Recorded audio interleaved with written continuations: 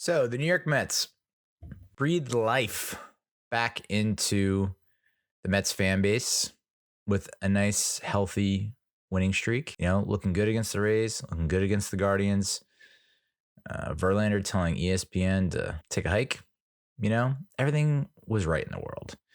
And then we went to Chicago, and we faced a team that some people would say is inferior to us, at least on paper. But statistically, as we mentioned last week, they don't seem to be playing like they are a team that was 4 games below 500. I didn't get that impression by looking at their rankings in the National League, their offense, their pitching. It just seemed like there weren't any glaring weaknesses.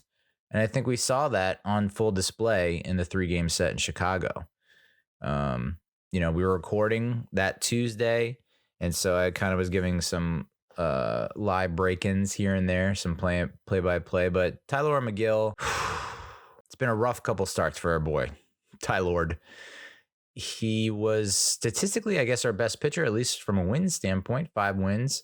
He's still the leader in that category, which is kind of crazy, but couldn't locate the ball, couldn't find the strike zone, couldn't get ahead in the count. And we've seen how that can really derail, any hopes of winning for any team, really. I don't know that many pitchers can overcome that or pitch like that and get the dub. So wasn't looking good early on for him, and he didn't finish well. 3 2/3, 6 runs, 4 earned. Vientos, Vogelback, Marte, they left combined left six guys on base. Not a ton, but it just feels like there were opportunities here and there, as opposed to the next day, which we'll get into. But just really disappointing, coming into Chicago, and I guess understandable. Travel day, new place, coming off the high of winning a doubleheader on the Sunday Night Baseball. I get it, but you can't put the team in that kind of position where it's just clawing back, fighting back the entire time. And that wouldn't be his only rough start of this week-long patch, this week-long time frame. The next day, 4-2 loss. Okay, a little more competitive. Kodai Senga gives us 5 innings, 6 hits, 3 earned, 6 Ks, 5 walks. Again, that's a very yucky stat line. The walks are the most concerning, right? And I think that's the scouting report that we got for the booth tonight, because Kodai started tonight and it looked magnificent. 7 innings pitched, 9 Ks, 1 run. Couldn't ask for anything better.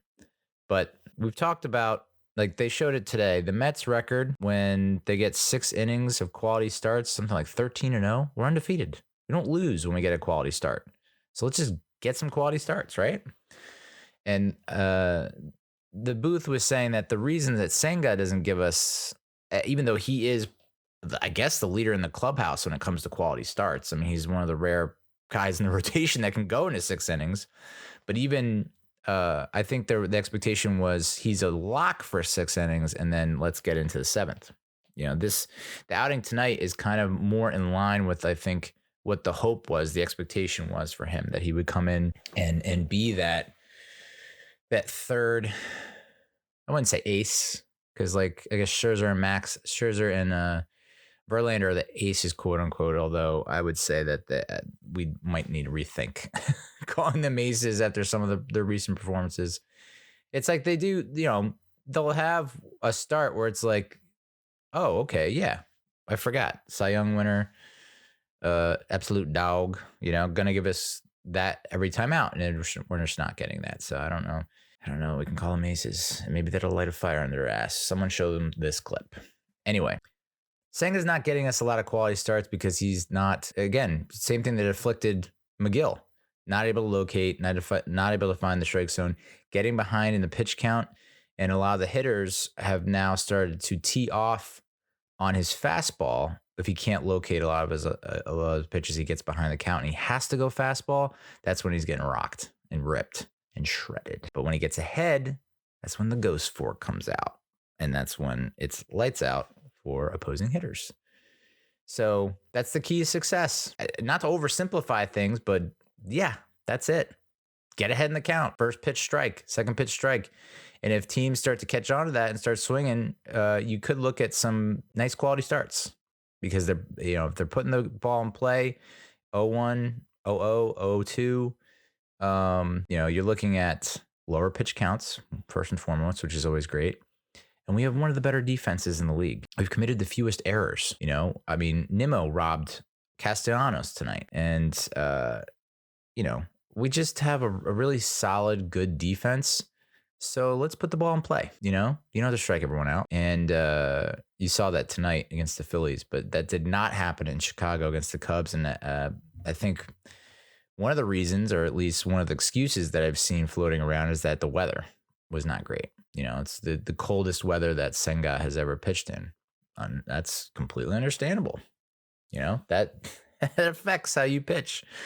Living in the Northeast my entire life, spring training or preseason, whatever you want to call it, starts in March.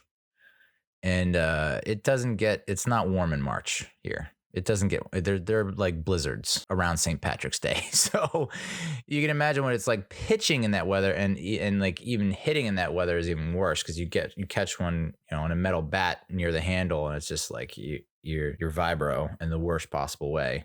Your hands are just like, you get it's like a stinger that goes down your arms to your elbows.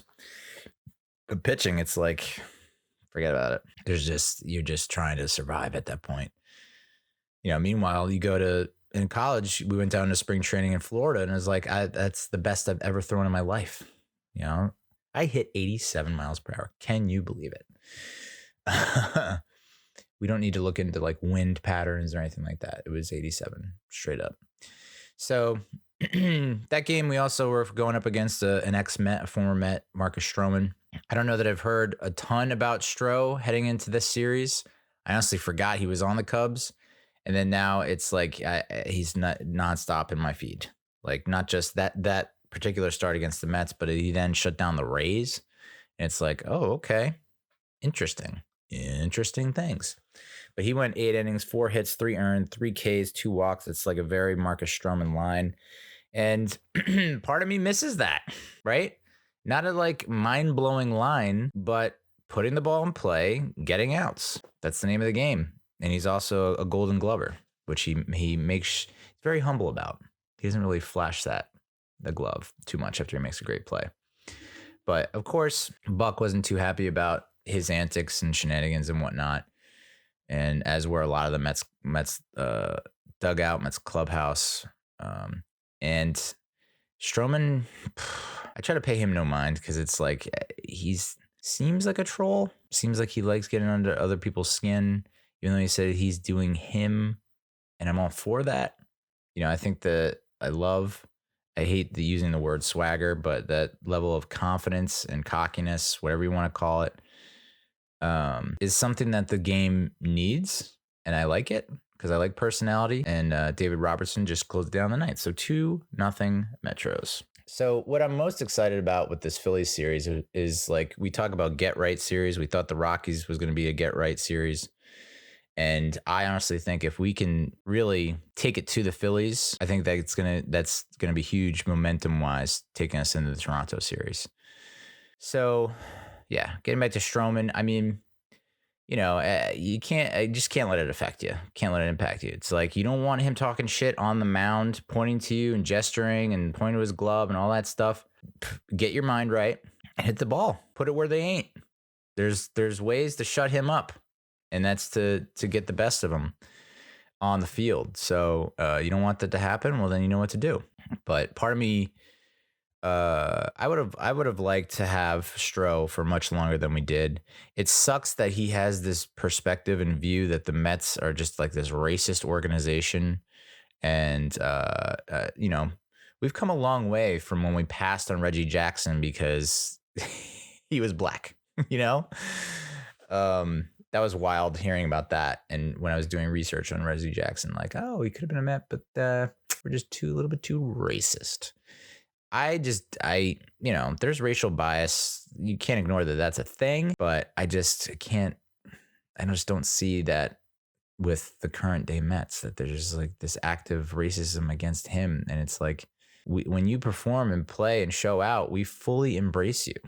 But he just felt otherwise, and I'd be curious. I'm kind of curious, but I'm not curious enough to dig in on it.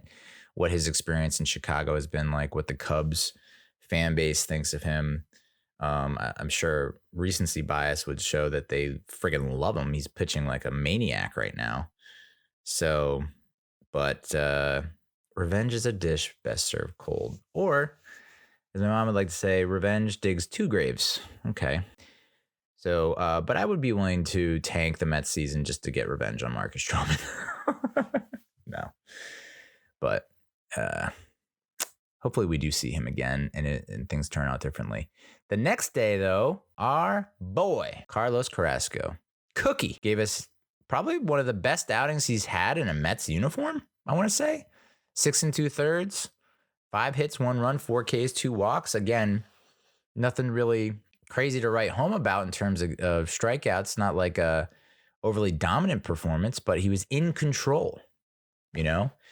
I saw this on Twitter. Carlos Carrasco's velocity on his fastballs is trending up since he returned from the IL. His average four-seam fastball velocity in his first start of the 2023 season was 91.1. And then in this game, it was 92.3. And you might be saying to yourself, oh, wow, a whole mile per hour. Dude, have you gone a mile in an hour? Things get moving. So very good. If he can be, now he's not going to give us that every time out. I get that. The Cubs lineup is not too shabby. And if we can get something along those lines, 5 2/3, 6 innings, get us deep into the 5th, into the 6th, only giving up a run or 2, or hell, I'll even go for 3 runs. I'll allow it. That'll be huge. So if Senga can get can get ahead in the count, get ahead of hitters, not allow them to tee off on the fastball, really be able to lean on the ghost fork. If Cookie can come out and do what he did that day, and if Scherzer and Verlander can just like get some kind of consistency, our rotation now is not looking so dreary. We actually have 4 quality starters. But that was a big one. 10-1 win. Offense came out firing. Beatty with 2 ribbies, Marte with 2 ribbies, Alonso 2 ribbies, Nimmo 2 ribbies. McNeil was 3 for 4 with 3 runs scored, 13 hits in total, but we left 17 on base. So 10 runs, great, but 17 left on base. There were more ducks on that mother effing pond, y'all. And all those runs came against the starter Hendricks and then reliever Rucker. So you figure, okay, what a time to be alive. 10 runs against the Cubs in Chicago. We're going to go into Colorado. Our offense is rolling, and we're just going to put up numbies. We're going to put up some crooked numbers, some double digits possibly. And Friday night wasn't exactly the fireworks explosion that we had in mind, but we did get the dub 5-2. Scherzer gives us the 7 innings, 1 run, 6 hits, 8 Ks. That's like the Scherzer that we're, I don't think, I think our expectations for Scherzer have been lowered significantly. I think that's one of his better starts of this season. And, I don't think we're asking for that every time out. It's just like at this point, we're in such dire straits that it's like, we'll take 6 innings and 2 or 3 runs and 8 hits and 5. It's like, we're just looking to keep it manageable because this offense has firepower in spurts. Very, very odd how this offense is taking shape. That was Max's, believe it or not, did you know Max's first career win at Coors Field of going 0 for 3 over his 6 previous starts with a 6.39 ERA. And he says this is the healthiest he's been since opening day, which is great and all, but I'd take that with a grain of salt. The way he was talking about this injury that he had that put him on the IL. And even when he came back off the IL, he was citing the injury. And it's like, it was similar to the injury he had in 2019 with the Nationals. And I'm just like, this is just going to linger. This is going to be an issue off and on all season. So we'll take what we can get with Scherzer. Lindor, 2 for 4 for ribbies. He's on pace to set a Mets record for doubles in a season. Nimmo was 2 for 2 with 3 walks and 3 runs scored. And on the negative side of things, Marte 0 for 4, 3 left on base. Alonso 0 for 4, 5 left on base. McNeil 0 for 5, 3 left on base. So Thank Jeebus that Mad Max came out and put on a nice show, and also for the bullpen for not, collapsing when he came out in the 8th and 9th. Jeff McNeil heading into that game, so he had a bad night, 0 for 5, 3 left on base. But heading into that night, over his last 10 games, he was hitting .412, 8 runs, 3 ribbies, 1 stolen base. His average went up almost 30 points to OPS, went up about 20 some odd points, almost 30 points, .459 on base percentage. Is it safe to say he's underrated, underappreciated? I know he's the batting champ. I think he's well recognized across the league, but he kind of flies under the radar. I like seeing him successful and not slamming his helmet to the ground and cursing the gods. So great to have him firing on all cylinders. And then this is where things don't turn out so great. They take a downward trend. 10-7 loss. And if heading into the series, if you said to me, knowing what Scherzer's previous record is, it's like, well, that feels like a loss. Dude can't win at Coors Field, so that's a loss. Well, at least we got Verlander, because that seems like that's a dub. And then we have Tyler McGill, and that's like a mixed bag, but odds are maybe he's probably not going to bounce back. So there's a very real possibility we could lose 2 of 3, even though everyone expects us to sweep. And we lose 2 of 3, but it's Verlander that I think is the one that really, not soul crushing, but it just like, oh, really? You follow up such a tremendous outing against Cleveland, duking it out in a duel with Shane Bieber, and then come out against the Rockies and you pitch 5 innings, give up 9 hits, 6 runs, and only strike out 2, which was his lowest total since 2018. Meanwhile, 6 of our 7 runs came against the bullpen. Their starter, I think through 5, maybe give up 1 run. And then the Rockies rallied for 4 runs in the 7th and 8th innings against Jeff Brigham and Drew Smith. Jeff Brigham is interesting. I think he got off to a pretty hot start with us and has been fairly reliable as far as I can remember. Drew Smith just feels like a wild card. I have no idea what we're going to get with Drew Smith. He can come in and strike out the side. He can come in and load the bases and give up a grand slam. Like, it just feels like I don't have a good beat. I don't think anyone has a good beat on Drew Smith. So that's disappointing. And then you think, all right, let's salvage the series. Let's at least get a series win against the lowly Rockies, who are in last place in the NL West and have like maybe a dozen stolen bases, which is unconscionable. And we come out and we fight hard. The offense fights hard, but we have a 11-10 loss. We're up 6-2 in the 4th, and that's when McGill fell apart. 4 innings pitched, 10 hits, 6 runs, 4 earned, 3 Ks, 2 walks. Gosick wasn't much better. He gave up 5 earned run on 4 hits in 1 inning, which is fairly uncharacteristic of him. I feel like he's been dependable out of the pen. I think he's one of my favorite relievers, and might be due to the stash, but that's unusual for him. So not great. But I was bemoaning Buck's decision to start Gary Sanchez in Chicago. And I was like, what the hell is this guy doing? Why is he getting so many appearances, innings? What happened to Alvarez? And it's Alvarez just decided, well, I'm going to make the decision extremely easy on you, Buck. Here we go. And he's been tearing the friggin' cover off the ball. And that's why they moved him up to number 2 slot in the lineup. And he responded with 3 ribbies, a nice big fat 3-run home run. Tommy Pham was 3 for 4 with 4 RBIs and 2 runs scored. Kind of feels like Canna and him are platooning now. And it seems like Buck seems to be favoring Pham over Canna. I could be looking way into that, but I don't think that a lot of people expected Tommy Pham to be producing like he can or has been. Obviously, he can go into some pretty gnarly slumps, but it's kind of crazy that he's like, can be the spark plug. 22 runs we scored in that 3-game set against Colorado, and it's the most in a series that we've had all season outside of the A's series, maybe? I think that sounds right. The A's seemed like they would give up a ton of runs to us. So offense, not necessarily the issue. It's the friggin' pitching. So if Verlander, literally, it's been so volatile with Verlander. A really horrible start against the Rays. Great start against the Guardians. Really horrible start against the Rockies. You kind of just want to just level this out a little bit. Meet us halfway, and I think we can win more games than lose if you just pitch average. It's just, is that possible?